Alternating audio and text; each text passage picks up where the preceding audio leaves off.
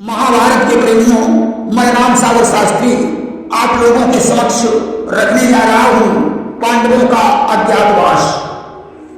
देखिए, पांडवों ने वनवास के 12 वर्ष व्यतीत करने के पश्चात व्यासदेव का ध्यान किया और उनसे पूछा कि मुक्तवास के लिए हम लोगों को क्या करना चाहिए। व्यास जी ने कहा कि अब सेवा की ओट लेकर राजा विराट के यहां जाकर अपना निर्वाह करो। कि आर सेवकाई अमृत विराट ग्रह छुपाई। इसके लिए तुम्हें अपना नाम और भेष बदलना पड़ेगा। व्यास जी ने युधिष्ठिर का नाम कंप, भीम का नाम जयंत, अर्जुन का नाम बृहन्नला, नकुल का नाम बाहुक, सहदेव का नाम सैन्यगुप्त और द्रौपदी का नाम शैलेंद्री रख दिया। और बोले कि राजा विराट से कह देना कि हम लोग धर्मराज युधिष्ठिर के यहां रहते थे, जुआ खेलने के कारण युधिष्ठिर का वनवास हो गया। बन जाते समय उन्होंने हम लोगों से कहा था कि अब तुम विराटपुर चले जाओ, राजा विराट तुम्हारा पालन पोषण करेंगे। आज पांडवों ने वैसा ही किया। उन्होंने विराटपुर के निकट एक कुएं में समी का वृक्ष था, उस पर हथियार टांग दिए, एक मरा हुआ सर्प लपेट दिया और मंत्र की यान बांधकर विराट की सभा में पहुंचे। राजा ने नाम ग्राम पूछकर उन्हें ठहरा दिया। जहां धर्मराज ब्राह्मण बनकर रहने लगे, भीमसेन रसोईया बन गए, अर्जुन किन्नर बनकर राजा की पुत्री उत्तरा को नृत्य सिखाने लगे, नकुल अश्वपाल बनकर रहने लगे, सहदेव ग्वाला बन गए, द्रौपदी भोजन परोसने का काम करने लगी। राजा विराट के साले ने, जिसका नाम कीचक था, उसने द्रौपदी पर कुदृष्टि डाली और भीम के हाथों से मारा गया। कीचक के 99 भाई और थे, उन्होंने आकर विराटपुर में आतंक मचाया। भीम ने उन्हें भी मार डाला। इधर कीचक की मृत्यु की खबर जिस समय हस्तिनापुर में पहुंची, दुर्योधन ने कर्ण से कहा कि 1000 हाथियों का बल रखने वाले कीचक को किसने मारा है। कि सहस नाग बल अति बरियारा और कहाऊ कर्ण कीचक के ही मारा।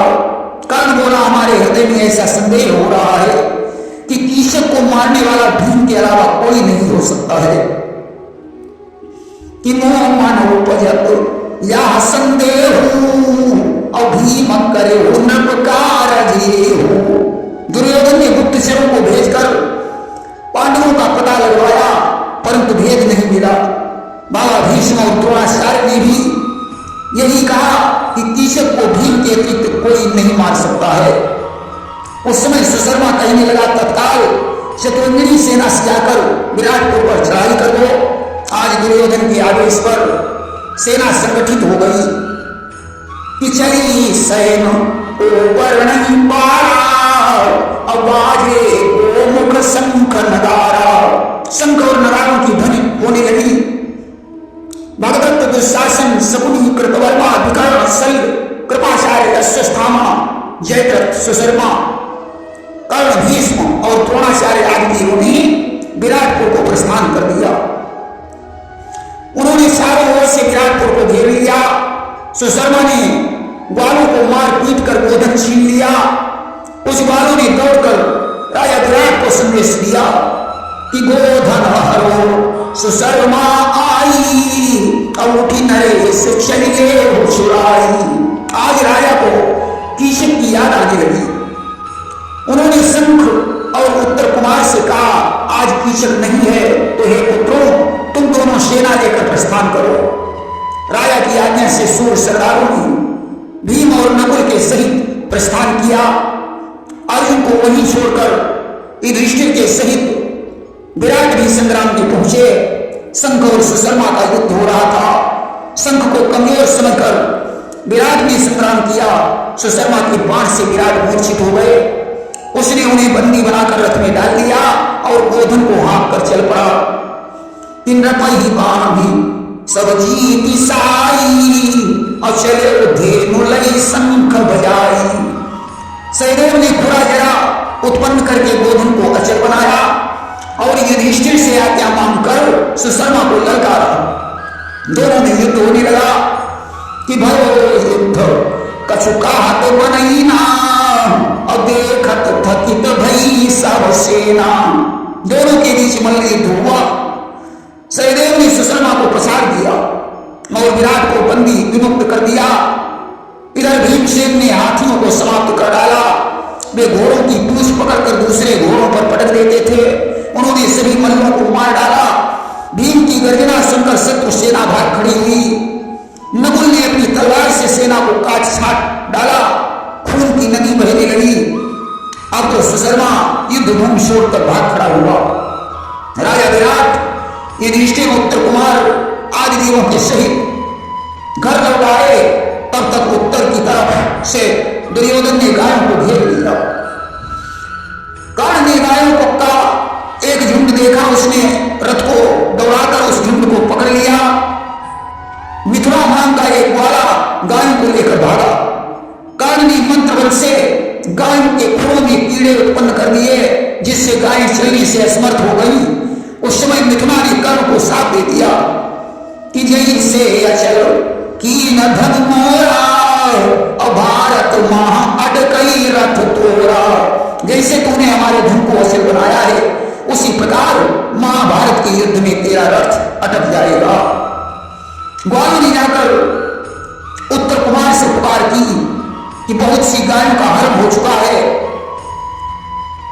उत्तर कुमार ने कहा मेरे रथ पर अगर कोई सारथी होता तो एक भी कौरव जीवित नहीं बचता कि जो मेरो रथ हाकत होई तो कौरव जियत निशान कोई। उस समय द्रौपदी ने अर्जुन की तरफ इशारा किया पार्थ के सारथी बृहन्नला यही नाम जो ये आगन कुंवर रथो जीतई सब संग्राम। ये बृहन्नला अर्जुन के सारथी। अगर यह रथ आके तो विजय निश्चित है। अर्जुन ने धीरे से कहा द्रौपदी क्या पागल हो गई है? ये अज्ञातवास के दिन है। अगर पहचान हो गई तो फिर से वनवास भोगना पड़ेगा। कि द्रौपदी पोल को खोल दे फल अच्छा नहीं ठिठोली का। इस समय हमारा और तेरा रिश्ता है दामन चोरी का। उन्होंने उत्तर कुमार से कहा भैया हम नाचने गाने वाले व्यक्ति युद्ध करना क्या जाने। द्रौपदी को संतोष नहीं हुआ। वह उत्तरा के पास पहुंची। उसने कहा बहन बृहन्नला तुम्हारे गुरु हैं, उन्हें समझा बुझा कर उत्तर कुमार के साथ भेज दो। उत्तरा अर्जुन के पास पहुंची। उसने कहा गुरुदेव मुझे ऐसा विश्वास है कि आप अगर हमारे भाई के सारथी बन जाएं तो विजय अवश्य प्राप्त हो सकती है। द्रौपदी ने अर्जुन के कान में कहा यह गौरक्षा का सवाल है। तुम क्षत्रिय हो, 13 वर्ष की अवधि भी समाप्त हो चुकी है। कि बीती अवधि और डरो के निकाया और डरो निकट आए राजा। उत्तरा ने कहा गुरुदेव कौरवों के वस्त्र उतार कर यहां ले आना, अन्यथा मैं तुमसे बात नहीं करूंगी। अर्जुन ने वस्त्र उतारने की प्रतिज्ञा कर दी। आज कवच पहनकर युद्ध भूमि को कुंडित हुए। अब तो ज्यों कौरवों के दल को देखा उत्तर कुमार भयभीत हो गया कि कौरव दल लच सिंधु समाना और उत्तर के घट रहे न प्राणा। बृहन्नला से हाथ जोड़कर कहने लगा भैया रथ को वापस कर लो, क्यों मेरे प्राण लेने पर तुले हो। कि चौकन्ना होकर चौंक पड़ा, बोला भैया रथ लौटाओ। मेरा जीवन यदि रखना है तो सेना में मत ले जाओ। अर्जुन ने कहा मोर तो क्षत्रिय है या कायर? अरे वीर तो वीर गति प्राप्त करने के लिए ही जीते हैं। तू युद्ध भूमि से पीठ दिखाकर भाग रहा है। अगर तूने मुझे सारथी बनाया है तो मैं रथ को वापस नहीं कर सकता हूं। तुम सिर्फ शांति से बैठे रहो, मैं स्वयं संग्राम कर लूंगा। परंतु उत्तर कुमार को जो मौका मिला वह रथ से कूद कर भाग खड़ा हुआ। अर्जुन ने उसे दौड़कर पकड़ लिया और रथ में बांध लिया कि धरो बांध रथ राज दुलारा, अति स्वरूप यह पांडु कुमारा। उधर द्रोणाचार्य ने दुर्योधन से कहा, देखो वह अर्जुन आ रहा है। दुर्योधन बोला, गुरुदेव आपकी नजर कमजोर हो गई है, बाबा भीष्म भी बूढ़े हो गए हैं, यहाँ अर्जुन कहां से आया? कर्ण भी हंसने लगा। भीष्म ने कहा, यह हंसने का समय नहीं है, सेना को 3 भागों में बांट लो, अन्यथा अर्जुन से संग्राम करना महंगा पड़ेगा। एक सेना अर्जुन को रोके, दूसरी सेना गोधन की रखवाली करे और तीसरी सेना अन्य वीरों से संग्राम करे। इधर तो कौरवों की सेना तैयार है, उधर अर्जुन अपने रथ को समी वृक्ष के पास ले गए जिस पर हथियार टंगे हुए थे। उन्होंने उत्तर कुमार का बंधन खोला और कहा, इस वृक्ष से अच्छे अच्छे हथियार ले लो। उत्तर कुमार ने जिन हथियारों पर हाथ बढ़ाया, अस्त्र सर्प की तरह फंकारने लगे। उत्तर कुमार भयभीत हो गया। अर्जुन ने स्वयं जाकर तरकस और धनुष तथा अच्छे अच्छे बाणों को लिया। अब तो उत्तर कुमार आश्चर्य में डूब गया। उसने पूछा, आप कौन है? अर्जुन ने कहा, भैया हम ही धनुर्धारी अर्जुन हैं। रसोई बनाने वाले भीम, अश्वपाल ही नकुल और सैन्य गुप्त वाले के रूप में सहदेव तथा शैलेंद्र ही द्रौपदी है। भारी बस मुझे ऐसा रूप बनाना पड़ा। अब तो उत्तर कुमार चरणों पर गिर पड़ा। उसने कहा, क्षमा करना, आपको तो 10 नामों से संबोधित किया जाता है, कृपया मुझे ये बताएं कि उन 10 नामों का क्या रहस्य है? अर्जुन ने कहा, सुनो, मैंने पांडव वंश में जन्म लिया है। व्यासी ने मेरा नाम अर्जुन रखा कि पांडव वंश जन्म हमलीना अर्जुन नाम व्यास मुनि दीना। एक दिन मेरी माता कुंती हाथी का पूजन करना चाहती थी। उस समय हमने बाण की सीढ़ी बनाकर ऐरावत हाथी को पृथ्वी पर उतार लिया, जिससे मेरा दूसरा नाम पार्थ पड़ गया। कि बाण पंथ सुरहस्ति उतारा, अपार्थ नाम वह जगत हमारा। बाल कवच के बाद इंद्र ने हमारा नाम विजया रख दिया। कि भय प्रसन्न समेत समाया, अविजया नाम धरो सुर राजा। सिर पर मुकुट धारण करने से मेरा नाम किरीटी पड़ गया। कि पुनि नरेश सिर मुकुट बनावा, अता किरीटी नाम हम पावा। पांचाल विजय के बाद द्रोणाचार्य ने मेरा नाम विभत्स रख दिया। कि पुनि विभत्स कर रण हम राखा, नाम विभत्स द्रोण या भाखा। कुबेर को जीत कर मेरा नाम धनंजय पड़ गया। कि धनपति जीत दंड लैयाना, अब नाम धनंजय कृष्ण बखाना। मैं दोनों हाथों से बाढ़ चला लेता हूं, इसलिए मेरा नाम सब्यसाची हो गया। कि दो कर जोड़ी करम संग्राम, अपरो सब्यसाची तब नामा। मेरे रथ में सफेद घोड़े बचे हैं, इसलिए मेरा एक नाम श्वेतबाजी है। श्वेत दुरंग मैं रथ मचियाऊं, भयो श्वेतबाजी तब नाम।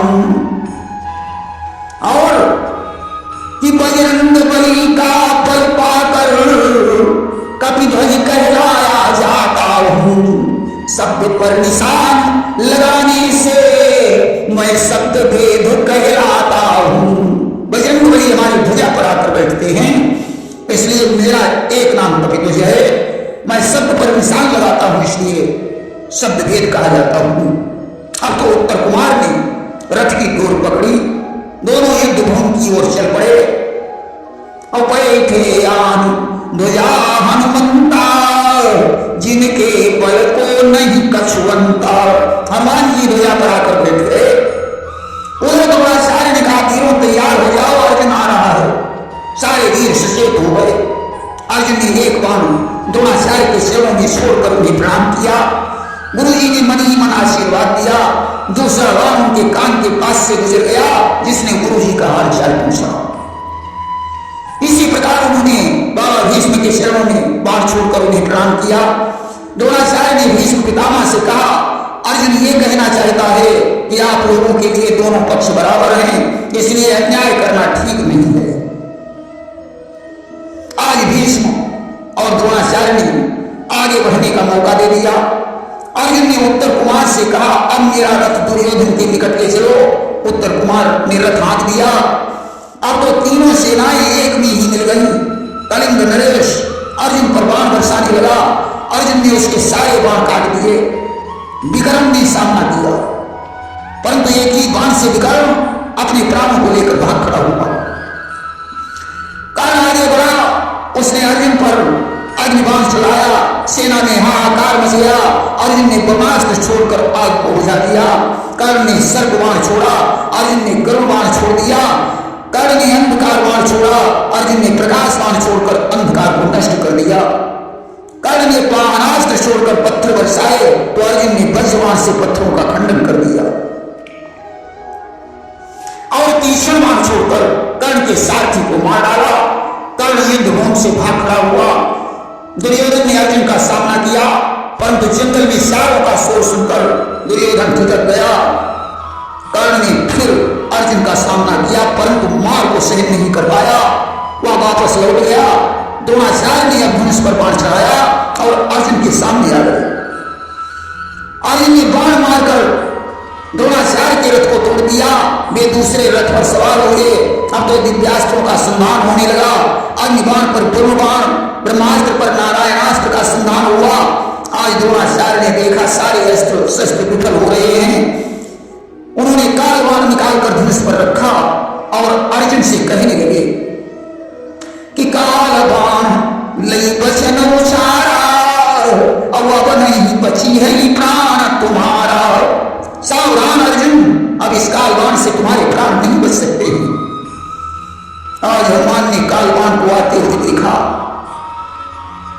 कि आते देखा जब कालबाण, तो चीख भरी रणरंगी ने, रथ पर ही से मुंह फैला कर वह निकल लिया बनिरंगी ने। हनुमान ने वो कालबाण मुंह फैला कर निकल लिया। द्रोणाचार्य वापस हो गए। चारों तरफ से महाघोर संग्राम होने लगा। अर्जुन फिर दुर्योधन की तरफ बढ़े, परंतु भीष्म पितामह सामने आ गए। दोनों में युद्ध हुआ। आखिर भीष्म पितामह भी लौट गए। अब तो कौरवों की सारी सेना एकजुट होकर अर्जुन पर वार करने लगी। घमासान युद्ध होने लगा। पृथ्वी रुंड मुंडों से पट गई। खून की नदी बहने लगी। दुर्योधन युद्ध भूमि से भाग खड़ा हुआ। अर्जुन ने मोहन अस्त्र का संधान करके वीरों को सुला दिया। भीष्म पितामह को गंगा का आशीर्वाद था, इसलिए उन्हें छोड़कर बाकी सभी सो गए। अर्जुन ने उत्तर कुमार से कहा, जाओ दुर्योधन के पट और आभूषण उतार लो। उत्तर कुमार ने ऐसा ही किया। दुर्योधन की ज्यों निद्रा भंग हुई। उसे बहुत क्रोध आया। सारे वीर भी जाग गए। दुर्योधन ने धनुष उठाया और कहा, वीरों फिर से संग्राम करो। भीष्म पितामह कहने लगे, दुर्योधन अकेला अर्जुन ही तुम्हारी सारी सेना के लिए काफी है, इसलिए भलाई इसी में है, चुपचाप घर लौट जाओ।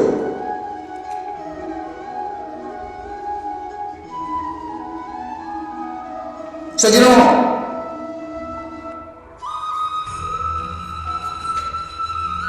भीष्म पितामह ने आज ऐसा कह दिया कि अर्जुन से युद्ध करना तुम्हारे बस की बात नहीं है, चुपचाप घर लौट चलो। दुर्योधन ने कहा, बाबा ये क्या कह रहे हो? भीष्म ने कहा, दुर्योधन युद्ध के दो ही परिणाम होते हैं, जो लड़ता है वह या तो जीतता है या हार जाता है। आगे फिर कभी मौका मिलेगा तो अर्जुन का हौसला देख लिया जाएगा। अस्त दुर्योधन सभी वीरों के सहित हस्तिनापुर लौट आया। इधर राजा विराट धर्मराज के साथ चौपर खेल रहे थे। शैलेंद्र ने जाकर सूचना दी, महाराज उत्तर कुमार ने कौरवों पर विजय प्राप्त कर ली है। धर्मराज के मुख से निकल गया, शैलेंद्री ये विजय तो अर्जुन ने प्राप्त की है। राजा विराट को क्रोध आ गया।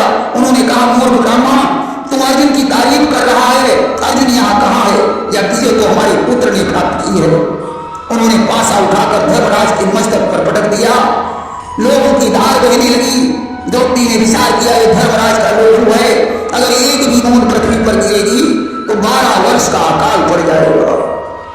उसने लोगों को अपनी अंजलि में ले लिया। राजा विराट देखकर क्रोधित हो गए।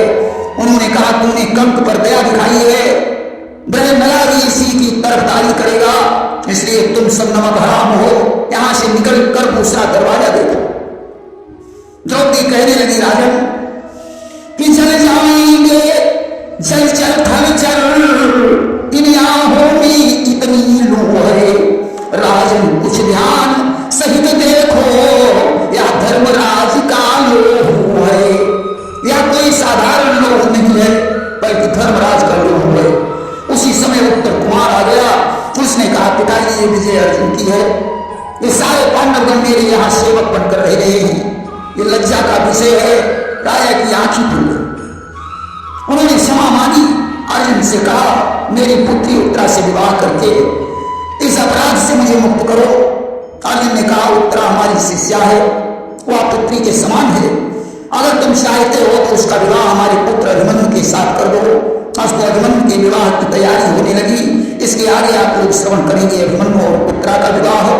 प्रेम से बोलिए वृंदावन बिहारी लाल की।